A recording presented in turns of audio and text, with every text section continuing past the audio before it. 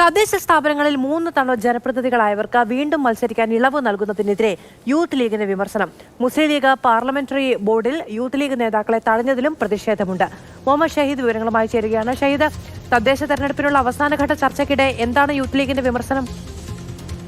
മാധു, മുസ്ലിം youth ലീഗിന്റെ സംസ്ഥാന പ്രവർത്തക സമിതി യോഗം ഇന്ന് കോഴിക്കോട് ചേർന്നിരുന്നു. ആ യോഗത്തിലാണ് ലീഗ് നേതൃത്വത്തിനെതിരെ അതിരൂക്ഷമായ വിമർശനം പ്രവർത്തക സമിതി അംഗങ്ങളുടെ ഭാഗത്തു നിന്നുണ്ടായത്. ഏറ്റവും പ്രധാനമായും തദ്ദേശ തെരഞ്ഞെടുപ്പിൽ 3 ടീം മത്സരിച്ചവരെ മാറ്റി നിർത്താൻ വേണ്ടി ലീഗ് നേരത്തെ തീരുമാനമെടുത്തിരുന്നു. യുവജനങ്ങളുടെ സംഘടനയുടെ ശക്തമായ നിലപാടിനെ തുടർന്ന് അങ്ങനെ തീരുമാനമെടുത്തു. പക്ഷേ ഇത്തവണ ആ തീരുമാനത്തിൽ 3 ടീം ഉള്ളവരെ മാറ്റി നിർത്താനുള്ള തീരുമാനത്തിൽ ചില ഒഴിവ് നൽകാൻ വേണ്ടി ലീഗ് നേതൃത്വം തീരുമാനിച്ചു.